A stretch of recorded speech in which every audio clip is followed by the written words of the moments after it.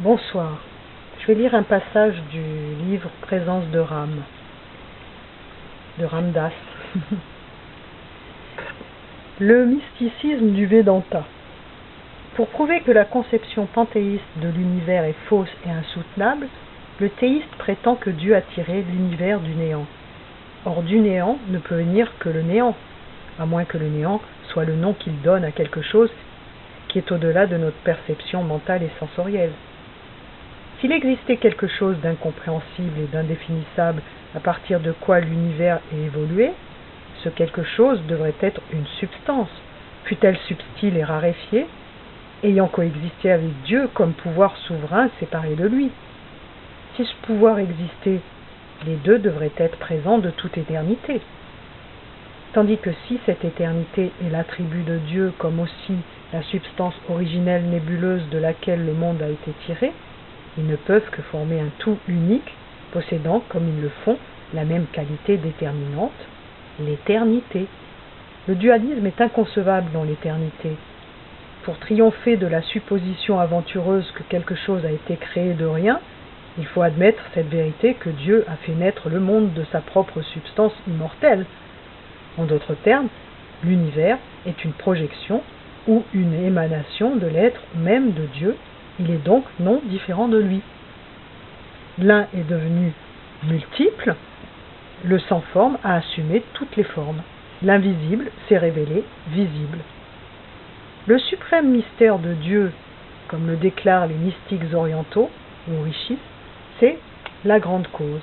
Le Seigneur suprême des mondes est à la fois la vérité statique et toute pénétrante. Elle est aussi l'esprit dynamique, actif et manifeste dans le vaste phénomène de la nature.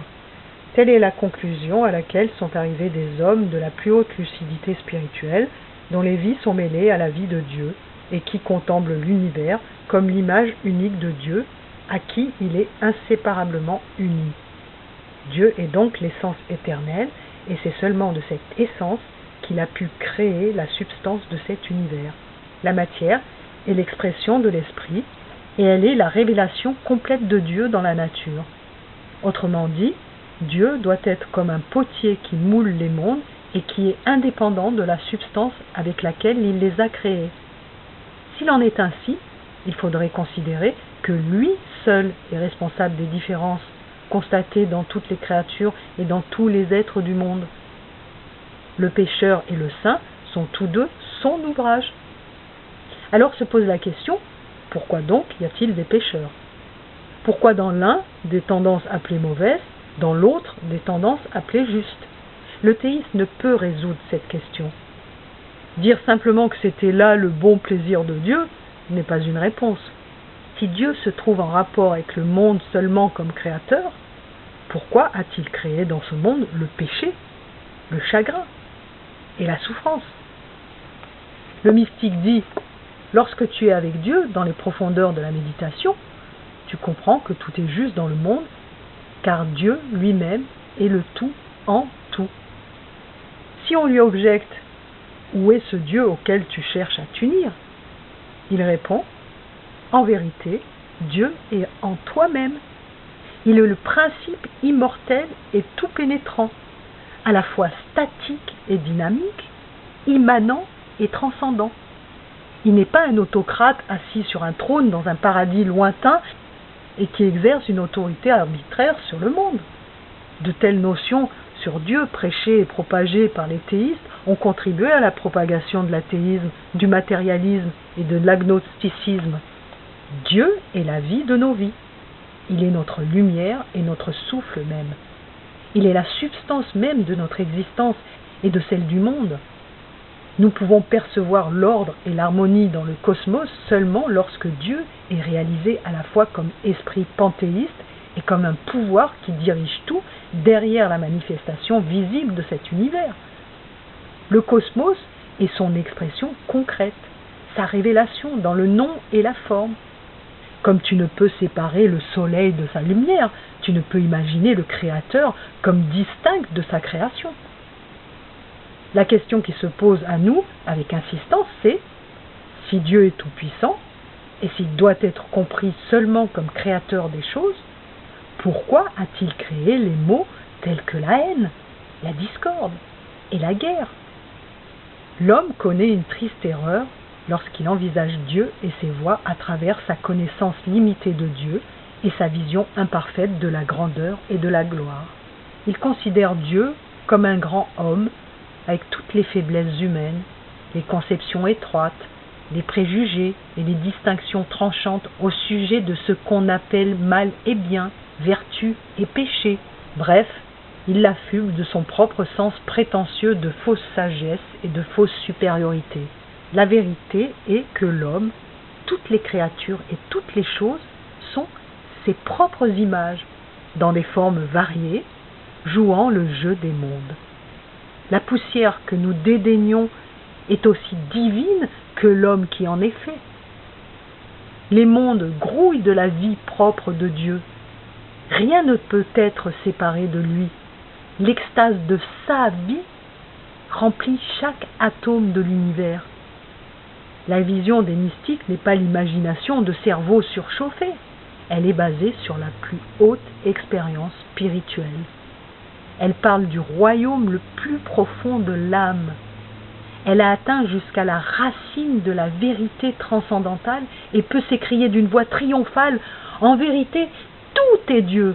La perfection de la vie individuelle se trouve dans la réalisation de cette vision cosmique. Juste est le dicton « L'homme est Dieu faisant le fou ».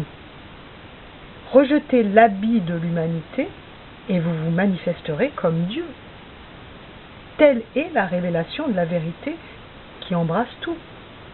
Elle n'est pas fondée sur l'autorité dogmatique des Écritures, ce n'est pas la lumière falote et incertaine qu'on reçoit des livres.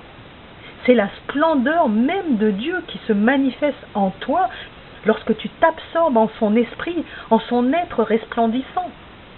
C'est la conscience de ton unité absolue avec toute la création et avec le Seigneur suprême qui, par sa présence mystérieuse en elle, l'active et la dirige selon sa volonté. Il y a désormais pour toi de l'harmonie, de la beauté et de la fascination dans le panorama multicolore aux aspects multiples de l'univers qui est Dieu lui-même dans sa manifestation.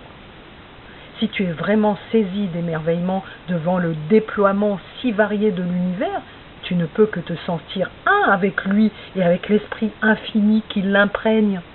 Le toucher de la baguette magique te plonge dans l'abîme de l'expérience spirituelle et dissout ton individualité dans une vision de Dieu à la fois cosmique et ultra-cosmique. Il est encore un autre aspect que souligne le théisme.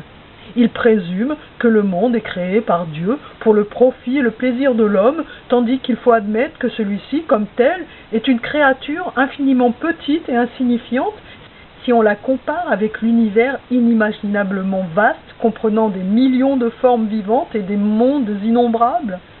La grandeur de l'homme se trouve seulement dans la précieuse faculté d'illumination que Dieu lui a accordée. Pour qu'il puisse s'élever à cette conscience suprême que lui donne l'unique expérience d'unité avec Dieu, ce Dieu qui est le maître intérieur et la puissance extérieure de la manifestation. Dans l'extase de cet accomplissement, l'âme s'écrie « Je ne fais qu'un avec toute la vie qui anime les mondes, l'univers entier est mon image visible. Mon amour pour tous est basé sur ma connaissance de l'identité avec chaque être, esprit ou forme. Jésus a dit « Mon Père et moi sommes un ». Voir le Fils, c'est voir le Père. Le royaume des cieux est au-dedans de vous. En vérité, dans ce paradis qui est en toi, demeure le Tout-Puissant que tu cherches et que tu pries, avec lequel tu aspires de t'unir et de gagner ainsi ses bénédictions et sa béatitude. À la lumière de cette expérience exaltée, tu contemples les mondes comme la forme même de Dieu, illustrant son existence merveilleuse et grandiose. La suprématie vaniteuse de l'homme n'a pas de place dans cette vision. Il révérera même un brin d'herbe en voyant que la puissance divine se manifeste avec la même intensité dans la plus petite comme dans la plus grande des choses.